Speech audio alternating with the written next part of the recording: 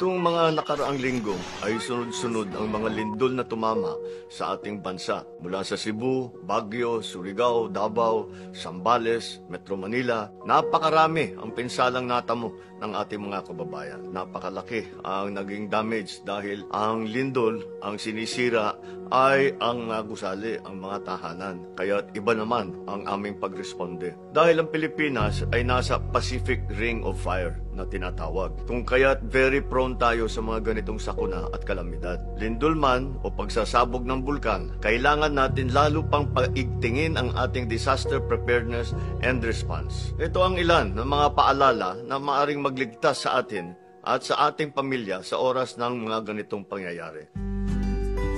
Unang-una, magplano. Magkaroon ng plano at alam ng bawat miyembro ng pamilya kung ano yung plano na yun. Pati na yung mga kasambahay. Saan ang evacuation area? Saan tayo tatakbo? Saan ang meeting place kapag lumindol? Saan pa pupunta? Saan tayo magkikita-kita? Para pati yung nasa labas ng bahay, pagka linindol, alam nila kung saan tatakbo, makita ang kanilang pamilya. Siguruhin na isa itong safe na lugar. Turuan ng mga bata kung ano ang dapat gawin nila kapag may lindol.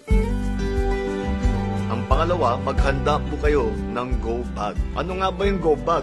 Ano bang nasa loob ng go bag? Mga importanteng dokumento, papeles at pag-aari na hindi talaga natin pwedeng maiwan. Ilagay din ito ang mga basic survival item tulad ng mga pagkain, delata, biskwit, tubig, first aid kit, napakahalaga. Mga gamot, iyan pa, emergency hygiene kit, flashlight po, pito, lighter at iba pa. Maaari rin ito lagyan ng rugged phone o kaya mga radyo. At mas mainam kung makakapaglagay din ng emergency cash sa inyong go bag. Pag kailangan tatakbo, nakahanda na yan, hindi na kayo maghahanap at mangungulekta ng inyong mga gamit. Nandyan na lahat ang mga importante, basta't kukunin na lang ninyo sabay alis para hindi nang kayo ma-delay doon sa loob ng isang building o sa loob ng inyong bahay. Ngayon, nakikita natin, mga LGU natin, ay may mga kanyang-kanyang proyekto para magbuo ng go bag. Sundan nyo po yun. Nandun po lahat ang pangangailangan natin sa emergency.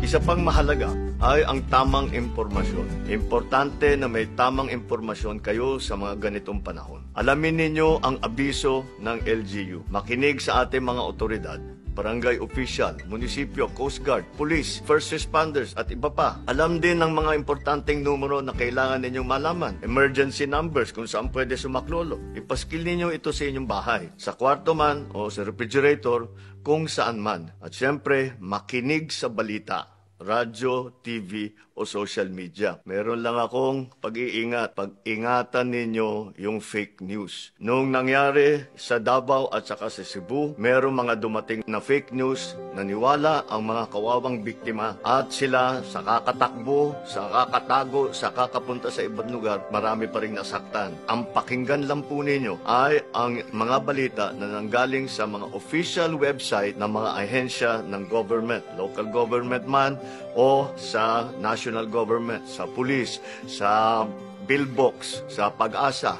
Doon po kayo makinig. Huwag po kayo makinig sa hindi nyo nalalaman kung saan galing na balita o na impormasyon. Sa amin naman sa pamahalaan, patuloy din ang maagap na paghahanda. Sa DSWD at kahit mga local government unit, ating mga food pack, mga go bag, ready na po yan. Nakadeploy na sa ating mga warehouse. Ang communication at information drive ng ahensya ng pamahalaan ay pinaigting na rin para may mas kaalaman ang ating mga kababayan. Ang mga pulisiya natin sa pagpapatayo ng mga gusali ay kailangan sundin at isagawan ng mga buong katapatan. Bahay man yan, tulay, building o kahit anong infrastruktura, kailangan sumunod. May mga nakatakda tayong safety standard mula sa pagsusuri ng lupa hanggang integridad ng mga itatayong struktura. Ang kaligtasan ng bawat pamilyang Pilipino ang nakasalalay dito. Higit sa pagbangon o pagresponde, mas mahalaga ang maging handa. Likas sa ating bansa ang mga sakunang ito, kung kaya't kailangan ay likas rin sa atin ang mga paalalang aking nabanggit. Di lang tumutugon sa sakuna, natututo sa mga aral ng bawat sakuna. Mas marunong at mas maagap na ang bagong Pilipino. Mag-iingat po tayong lahat.